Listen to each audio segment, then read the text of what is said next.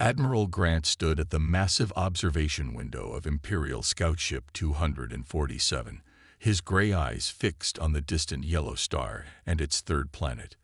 Behind him, the bridge crew worked in silence, their four-fingered hands moving across holographic displays with practiced efficiency. "Another routine survey," he muttered, his scaled skin reflecting the starlight. Like most Imperial officers, he had seen countless developing worlds. This one, though, made him uneasy. "Sir," called out Officer Reed, his antennae twitching with excitement. "You need to see this." Grant moved to the sensor station, where a holographic display showed energy readings from the blue-green planet below. What he saw made his heart skip a beat. The energy signatures were evolving rapidly, changing patterns every few months. In his 300 years of service, he had never seen anything like it. "How old is this civilization?" Grant asked. "That's the strange part, sir," Reed replied. "They achieved powered flight just over a century ago. But look at their progress curve." He pulled up a chart showing technological advancement rates. Unlike the steady, predictable lines of other species, this one shot upward at an almost vertical angle. "Impossible," Grant whispered. "No species advances this fast." But the evidence was undeniable.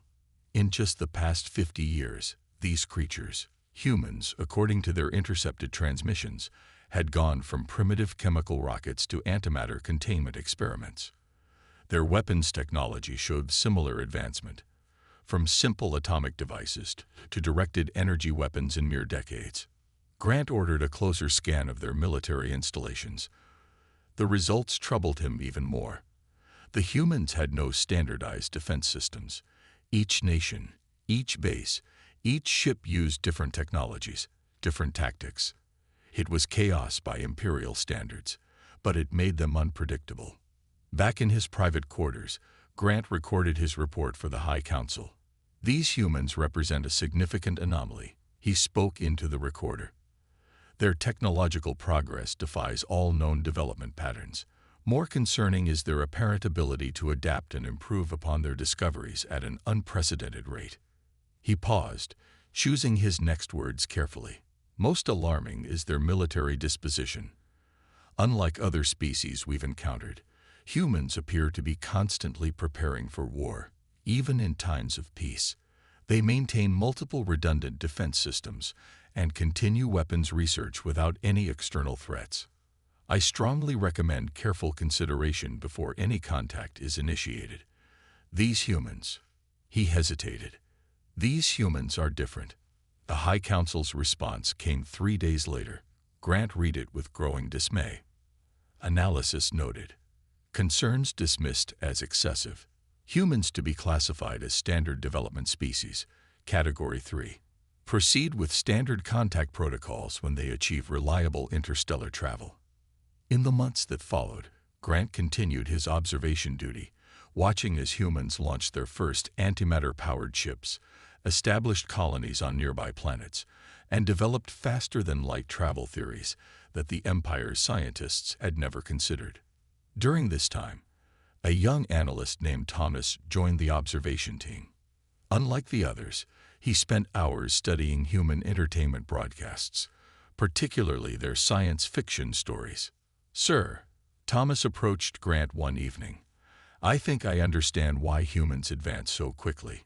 He showed Grant a collection of human stories, all imagining different ways their civilization might end. "They're obsessed with survival. Every possible threat. They've thought about it. They've been preparing for us before they even knew we existed." Grant felt his scales bristle. "Prepare a detailed report. I'll send it directly to the Imperial Military Command." The report Thomas prepared was comprehensive. It detailed human warfare history, their rapid technological adaptation, and their unique ability to unite against external threats while maintaining internal diversity. Most importantly, it predicted that within 10 years, humans would match or exceed Imperial military capabilities. The response was predictably dismissing. Analysts chose excessive imagination influenced by primitive entertainment broadcasts. Report filed as speculative fiction. As Grant watched another human advancement in weapons technology flash across his screen, he couldn't shake the feeling that the Empire was making a terrible mistake. These humans weren't just another species to be added to the Empire's collection. They were something new, something different. And they were getting stronger every day. The Imperial diplomatic ship, Glory of Peace, dropped out of light speed near Earth's moon. It was the largest vessel humans had ever seen, stretching 3 miles long, its golden hull gleaming in the sunlight. Captain Rivers of the Earth Defense Fleet watched it through the main screen of her flagship, Defender. "They're hailing us," her communications officer reported. Rivers took a deep breath. Humanity had prepared for this moment for generations. Except the transmission. The alien that appeared on screen looked almost reptilian, with scaled skin and multiple hearts visible through its semi-transparent chest. It spoke in perfect English. "Greetings, humans. I am High Ambassador Wilson of the Galactic Empire. We come in peace to welcome you into our grand civilization." Rivers noticed something odd. The ambassador's name sounded too human. They had clearly been watching Earth for some time, studying and preparing. Her training kicked in. This wasn't just first contact. This was a military assessment. "We are honored by your visit, Ambassador," Rivers replied carefully. "Earth welcomes peaceful contact with the Galactic Empire." The ambassador smiled, showing rows of sharp teeth. "Excellent. We will begin the integration process immediately. Our specialists will help upgrade your technology to Imperial standards. Of course, you'll need to deactivate your military installations first, just a standard security procedure." In her command chair, Rivers pressed a hidden button. Across Earth and its colonies, defense systems silently went to full alert. "I apologize, Ambassador," she said, "but we'll need to discuss terms of any integration. Earth is not looking to be upgraded. We're interested in equal diplomatic relations." The ambassador's smile vanished. "You misunderstand. This is not a negotiation. The Empire does not negotiate with developing worlds. You will be integrated, or you will be convinced." Rivers stood up. "And you misunderstand us, Ambassador. Earth is not some primitive world waiting to be conquered. We've been preparing for this moment for centuries." "Preparing?" The ambassador laughed. "Let me demonstrate why resistance is pointless." Without warning, a beam of energy shot from the Imperial ship toward a small military base in the Pacific Ocean. But instead of the expected destruction, the beam scattered harmlessly against an invisible shield. "Impossible," the ambassador hissed.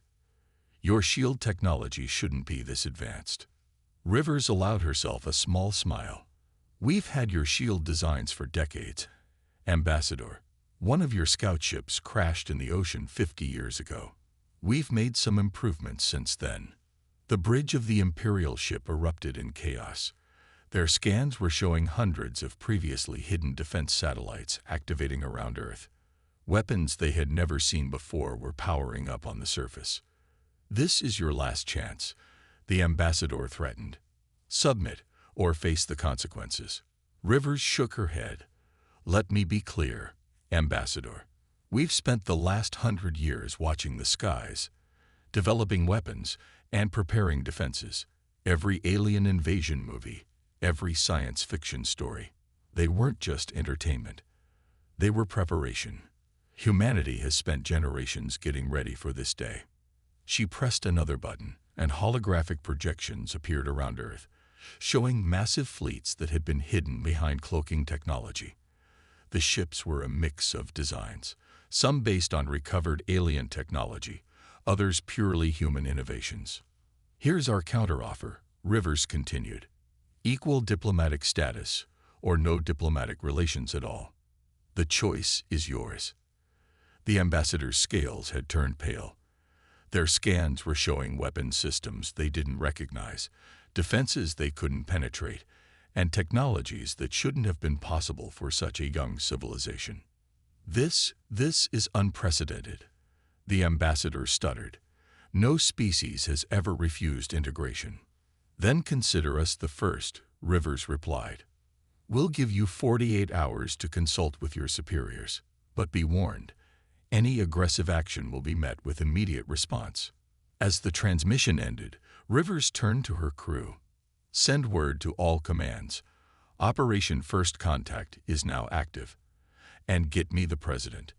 The Empire won't take this well, and we need to be ready for what comes next. In orbit, the Imperial ship's crew watched in growing concern as more human ships emerged from hidden positions. They had come expecting to find an easy conquest. Instead, they had found something unprecedented. A young species that had spent its entire modern history preparing for this exact moment. The Empire had made a serious mistake. They had severely underestimated humanity's capacity for innovation, preparation, and unity in the face of external threats, and they were about to learn just how costly that mistake would be. The Imperial War Fleet appeared above Earth 3 days later. 1,000 ships, each larger than the largest human city, darkened the sky. Admiral Blake of the Imperial First Fleet stood confidently on his command bridge, watching tactical displays. "Launch the first wave," he ordered. "Show these humans what real power looks like." 500 Imperial fighters streamed toward Earth. According to standard Imperial doctrine, this would be enough to crush any planetary resistance.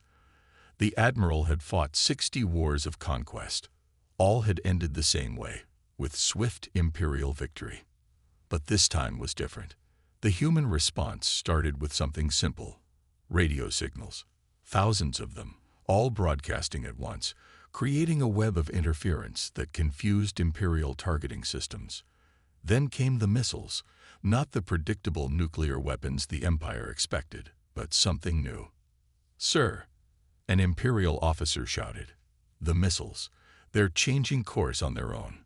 The Admiral watched in shock as human missiles dodged Imperial fire, split into multiple warheads, and struck with devastating precision. 40 Imperial ships exploded in the first minute. "Impossible," Blake muttered. "Their weapons are learning." On Earth, General Thompson coordinated the defense from a bunker deep underground. Holographic screens showed the battle unfolding above. "Launch Operation Ghost," she commanded. Across Earth's oceans, hidden underwater bases activated. But instead of launching more ships, they released clouds of tiny robots, each smaller than a finger. The Imperial fleet ignored them. Their scanners showed them as mere debris. That was their second mistake. The micro-robots attached themselves to Imperial ships, bypassing shields designed to stop energy weapons and large projectiles. Within minutes, they began dismantling the ships from the outside, like millions of tiny mechanics working in reverse. "Our hull integrity is failing." Panic spread through Imperial communications. "These things, they're eating through our armor." Admiral Blake grabbed his command console. "Switch to energy weapons. Burn them off." But when the Imperial ships fired their energy weapons, they discovered another human surprise.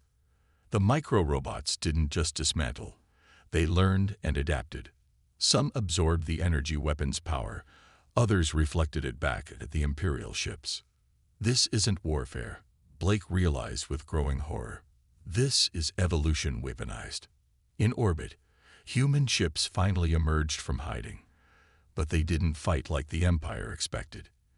Instead of forming neat battle lines, they moved in chaos, each ship fighting differently. Some used stealth, others used speed, and some seemed to disappear and reappear at will. "They have no formation, no standard tactics," an Imperial officer complained. "How do we counter an enemy that doesn't follow any rules?" The answer came in the form of more human surprises. Their ships carried different weapons. Some Imperial copies, others completely new designs. When the Empire adapted to one weapon, humans switched to another. "Report," Blake demanded as another explosion rocked his flagship. "We've lost 40% of the fleet," his officer replied, voice shaking. "Their weapons, they're not just defeating our defenses, they're learning from them. Every ship we lose makes them stronger." On Earth, General Thompson watched the Imperial fleet's perfect formation break apart. "They expected us to fight like them," she said to her staff. They never considered we'd turn unpredictability into a weapon. The battle reached its turning point when human ships revealed their newest technology, gravity weapons. Not the controlled gravity beams the Empire used, but wild, chaotic gravity storms that turned space itself into a weapon. Imperial ships found themselves pulled apart or crushed by forces they couldn't predict or counter. Admiral Blake watched his mighty fleet crumble. In just 2 hours, humans had done what no species had managed in 10,000 years. They had defeated an Imperial battle fleet. "Full retreat," he ordered, his proud voice now trembling. "Get us out of this system." As the surviving Imperial ships fled, they transmitted one final message to their high command. "Humans do not fight like any species we have encountered. They do not follow doctrine. They do not fight fair. And most terrifyingly, they learn from every defeat, adapt to every strategy. We arrived expecting to find primitives. Instead, we found something far more dangerous, a species that turns the unexpected into a weapon." The Empire had started this war expecting an easy victory. Instead, they had awakened something they didn't understand, a species that had spent its entire history preparing for this moment, and had turned that preparation into the deadliest weapon of all. 2 weeks after defeating the Imperial fleet, humanity launched its counterattack, but not with a massive fleet or overwhelming force. Instead, they sent something the Empire had never faced before: small teams of human special forces. Commander Jack led the first strike team into an Imperial command station. His 5-person team wore armor reverse-engineered from captured Imperial technology, but with a human twist. It could adapt and change based on the situation. "Remember," Jack whispered to his team as they moved through the station's shadows, "we're not here to fight their way. We're here to fight our way." The Imperial guards never saw them coming. While the Empire relied on standard security protocols and fixed patrol patterns, the humans used chaos to their advantage. They changed tactics every few minutes, never doing the same thing twice. On the bridge of the human carrier ship Innovation, Admiral West watched dozens of similar operations unfold across Imperial space. The Empire had expected a direct assault. Instead, they got 1,000 small cuts. "Sir," her tactical officer reported, "Team 7 has captured their 3rd Imperial warship. They're reprogramming it now." This was humanity's newest weapon, the ability to not just defeat Imperial technology, but to turn it against them. Each captured ship was quickly modified with human improvements, making it more dangerous than when it was Imperial-controlled. In another sector, Dr. Price worked with her team of scientists aboard the research ship Discovery. They studied every piece of Imperial technology they could find, not just copying it, but understanding and improving it. "Look at this," she said, pointing to a holographic display. "Their AI is completely linear. They never considered making it adapt and evolve." She smiled as her team uploaded new programming into captured Imperial drones. "Let's show them what real artificial intelligence can do." The modified drones spread through Imperial space like a virus. Unlike their original programming, these drones could learn, adapt, and make decisions on their own. Imperial forces found themselves facing weapons that grew smarter with every encounter. Back in Imperial space, High Command was facing a nightmare. General Stone, their top military leader, stared at reports of human advances with growing fear. "How are they doing this?" he demanded. "They're not just using our technology, they're making it better." His answer came when a human broadcast broke through their supposedly unbreakable communications network. Dr. Price's face appeared on every screen in High Command. "Your mistake," she explained calmly, "was thinking technology should be perfect and unchanging. Humans know better. We know that imperfection leads to adaptation, and adaptation leads to strength." As if to prove her point, the images showed Imperial ships being transformed by human engineering. Rigid Imperial designs were replaced with flexible systems that could change mid-battle. Standard weapons became adaptive arrays that could switch tactics based on the situation. The Empire's response was predictable. They sent bigger fleets with more standard ships. But this played right into human hands. Each Imperial ship captured was a new tool to learn from and improve upon. Commander Jack's team demonstrated this perfectly when they captured an Imperial supercarrier. Instead of destroying it, they transformed it. Within hours, the massive ship had been modified with human technology, its rigid systems replaced with adaptive ones.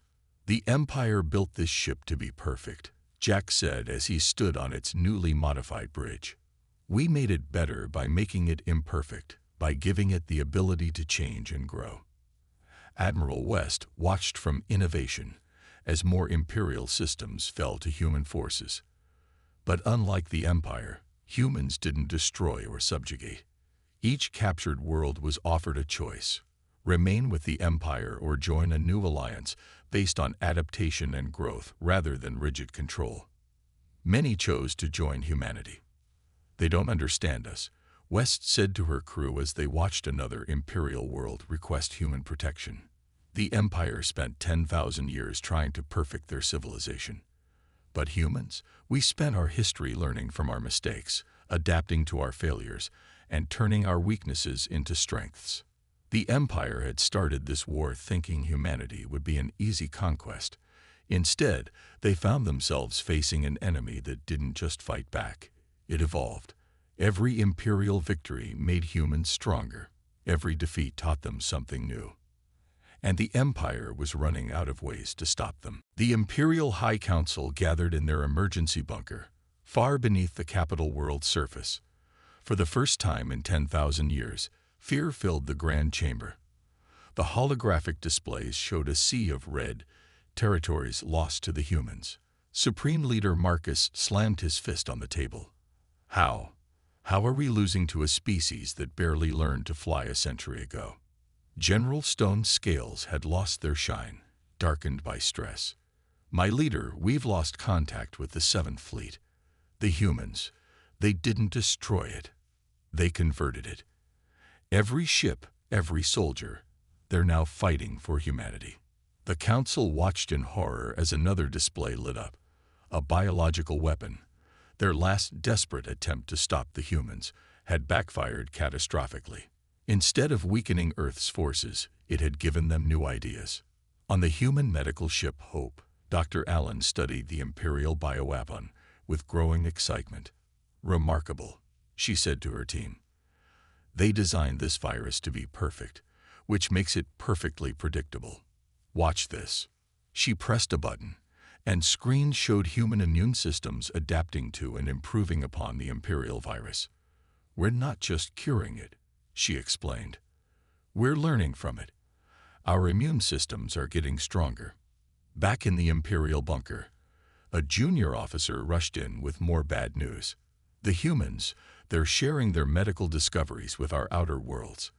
3 more systems have pledged loyalty to them in the past hour alone." Supreme Leader Marcus felt his world crumbling. The Empire had always ruled through fear and superior technology. But against humans, these weapons proved useless. Fear only made humans fight harder. And their technology? Humans took it, improved it, and turned it against them. "Launch the planet killers," Marcus ordered, his voice shaking. "All of them. The Empire's most terrible weapons, massive ships capable of destroying entire worlds, emerged from secret bases. It was a weapon they had never needed to use before. The mere threat had always been enough. But humans had been preparing for even this." Admiral West stood on the bridge of innovation, now twice as powerful with its human modifications. "They're exactly where we thought they'd be," she said calmly. Operation Mind Games worked perfectly. The Empire had fallen for carefully planted misinformation. Their planet killers emerged right into a trap of human making. But instead of destruction, they faced something worse: capture. Commander Jack's Special Forces teams, hidden inside seemingly dead space debris, sprang into action. Using technology that combined Imperial engineering with human adaptability, they boarded the planet killers before they could fire a single shot. "This is why we're winning," Jack said as his team reprogrammed another captured ship. The Empire builds weapons. Humans build solutions. The news hit the Imperial High Council like a physical blow. Supreme Leader Marcus watched his final trump card turn against him. Impossible. They knew. They knew where our secret weapons were. But how? The answer came from within his own ranks. Several council members stood up, their scales showing the shame they felt. "We told them," one admitted. "We've seen how they treat captured worlds. With respect, with help, with a chance to grow. They're not conquerors like us. They're what we should have been." Marcus couldn't believe his ears. "Traitors, you dare." His words were cut off as more council members stood. The Empire's iron grip had finally broken, shattered not by force, but by the power of a better way. On Earth, General Thompson received the reports with quiet satisfaction. The Empire made 3 crucial mistakes, she told her staff. They thought strength meant never changing. They thought perfection meant never improving. And worst of all, they thought fear was stronger than hope. The Empire's retreat had become a rout. More worlds defected each day, not from fear of human power, but from admiration of human adaptability. The Empire had spent millennia building a perfect, unchanging society. Humans showed the galaxy that change, growth, and even failure were not weaknesses. They were the keys to true strength. As the Empire's outer worlds began formal peace talks with Earth, one Imperial governor summed it up perfectly. "We thought humans were primitive because they were imperfect. We never understood that their imperfection was what made them unstoppable." The news spread across the galaxy like wildfire. Humans weren't just winning the war, they were changing how war itself worked. On the neutral trade world of Star Market, beings from 100 different species gathered around video screens, watching the latest reports.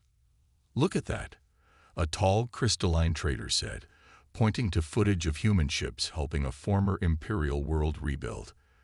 "They defeat their enemies by turning them into friends. Who ever heard of such a thing?" The Empire's oldest rivals, the ancient races, had watched the war with growing interest. In their great meeting hall, the Ancients' Council made an unprecedented decision. "For the first time in our history," announced Ancient Speaker Bell, "we will take sides in a galactic conflict. We choose to support humanity." The Empire's response was quick but weak.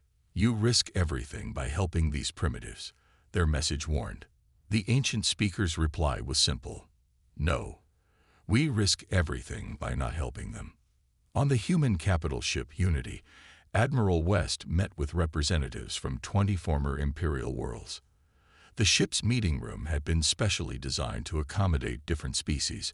Some needed high gravity, others low. Some breathed methane, others oxygen. Humans had quickly learned to adapt their ships for any visitor. "We don't want your surrender," West explained to the gathered aliens. "We want your partnership. Humans know we're not perfect. We know we have much to learn. But we also know that strength comes from growing together." Meanwhile, deep in Imperial space, more worlds began to resist. They had seen how humans treated their allies, not as servants, but as equals. The Empire's iron grip began to slip. Commander Jack led a mission to help one such rebellious world. His team landed on the desert planet Drereach, expecting to fight Imperial forces. Instead, they found the local population had already overthrown their Imperial governors. "We learned from watching you humans," the local leader told Jack. "You showed us that adaptation is stronger than blind obedience." The Empire's own citizens began questioning everything. Why did their ships never change design? Why were their tactics always the same? Why did they fear change when humans embraced it? In the great Imperial city on the capital world, protesters filled the streets. They carried signs written in human languages alongside their own. They demanded the right to learn, to change, to grow. Dr. Allen, now working with scientists from 30 different species, made another breakthrough. "Look at this," she said, showing her diverse team the results. "When we combine all our different ways of thinking, we solve problems faster than any single species could alone." Her laboratory had become a symbol of the new way. Humans working alongside former enemies. each learning from the other. Together, they made discoveries the Empire had never dreamed possible. The Empire tried to stop the spread of these new ideas, but they failed. Their own communication network, once used to control their citizens, now carried messages of hope and change. The humans have a saying, one rebel broadcast declared, "The only constant is change." We never understood what that meant until now. Even the Imperial military began to crack. Young officers, inspired by human tactics, started questioning their training. Why stick to one way of fighting when you could adapt? Why follow only one strategy when you could learn many? Admiral West received a surprising message. A group of Imperial Academy cadets had taken control of their school. They didn't want to fight humans. They wanted to learn from them. "Send teachers," the cadets requested. "We want to learn how to think like humans, how to adapt like humans." The Empire's oldest and strongest weapon, fear, stopped working. Their citizens had seen something more powerful than fear, hope. Hope that came from watching humans face impossible odds and win by adapting, by learning, by working together. On Earth, General Thompson addressed the United Earth Council. "The Empire is failing," she said, "not because we destroyed them, but because we showed the galaxy a better way. They thought war was about breaking things. We showed them it's about building things, building trust, building alliances, building a future." The war wasn't over, but its nature had changed. It was no longer about ships and weapons. It had become a war of ideas, and humanity's greatest idea. That strength comes from adaptation and cooperation, not rigid control, was proving to be the most powerful weapon of all. Supreme Leader Marcus stood in the Empire's last stronghold, watching holographic displays of his burning empire. Only the core worlds remained under his control. In his fury, he made one final desperate decision. "Launch everything," he commanded. "Every ship, every weapon. Destroy Earth, no matter the cost." The Empire's remaining forces, 5,000 ships, jumped toward Earth. This was their biggest fleet ever assembled, carrying weapons that could crack planets. Marcus smiled, thinking victory was still possible. He was wrong. Admiral West stood on Unity's bridge, watching the Imperial fleet arrive. But she wasn't worried. Earth wasn't the defenseless world the Empire had found months ago. "They still don't understand," she said to her crew. "Let's show them what humanity has been holding back." From hidden positions around the solar system, human ships emerged. But they were different now. These vessels combined technology from 100 worlds, improved by human innovation. Each ship was unique, adaptable, alive with artificial intelligence that could learn and change during battle. "All ships, execute Operation Final Lesson," West commanded. The human fleet didn't just fight, it danced. Ships morphed their shapes mid-battle, adapted their weapons on the fly, and worked together in ways that looked like chaos, but were actually perfect harmony. Commander Jack led the Special Forces assault on the Imperial command ships. His teams now included members from 20 different species, each bringing their own unique abilities to the fight. "Remember," he told them, "we're not here to destroy. We're here to convince." The battle that followed wasn't just warfare. It was art. Human ships absorbed Imperial attacks and turned them into power. Adaptive shields learned from each hit, growing stronger. Every Imperial tactic was countered before it could fully deploy. On Earth, Dr. Allen activated humanity's greatest achievement, a network of artificial intelligences that could predict and counter any Imperial strategy. It wasn't just a weapon. It was the combined tactical wisdom of every human battle throughout history, learning and adapting in real time. The Empire's perfect formation broke against this storm of adaptation. Their rigid tactics failed against an enemy that never made the same move twice. Ships began surrendering by the hundreds. Supreme Leader Marcus watched in horror as his fleet was taken apart. Not destroyed, transformed. Human technology spread through Imperial ships like a benevolent virus, changing them, improving them. "Stop," he screamed. "You're ruining perfection." The response came from General Thompson, now speaking for all humanity. Perfection isn't in never changing, it's in always growing. The battle ended not with destruction, but with transformation. Imperial ships found themselves unable to fire weapons, their crews seeing for the first time how humanity had improved their technology. Marcus made one last attempt. He ordered his flagship to self-destruct, hoping to take Earth with him. But even his own crew refused, having seen a better way. "We choose change," his officers declared, as they arrested their own supreme leader. In the days that followed, representatives from every spacefaring race gathered on Earth. They met not in a grand palace, but in a simple garden where they could see Earth's natural beauty, a reminder of what they were working to protect. Admiral West, Commander Jack, Dr. Allen, and General Thompson attended not as conquerors, but as teachers. They shared humanity's greatest lesson. True strength comes not from perfection, but from the ability to adapt and grow. "The war is over," West announced to the galaxy, "but our real work is just beginning." A new Galactic Federation was born that day, built on human principles of adaptation, cooperation, and constant growth. The Empire's old warning about humanity, "Run from them," took on a new meaning. Now it meant run with them, learn from them, grow with them. Years later, a plaque was placed in that garden. It read, "Here, humanity taught the galaxy its greatest lesson. The strongest force in the universe isn't power or perfection. It's the ability to change, to adapt, to grow." The Empire tried to perfect the galaxy. Humanity showed it how to improve it. And across the stars, a new message spread. If you meet humans, don't run away. Run toward them. They'll show you how to become better than perfect. They'll show you how to become adaptable. The galaxy had changed forever, and the age of rigid empires was over. The age of human innovation had begun.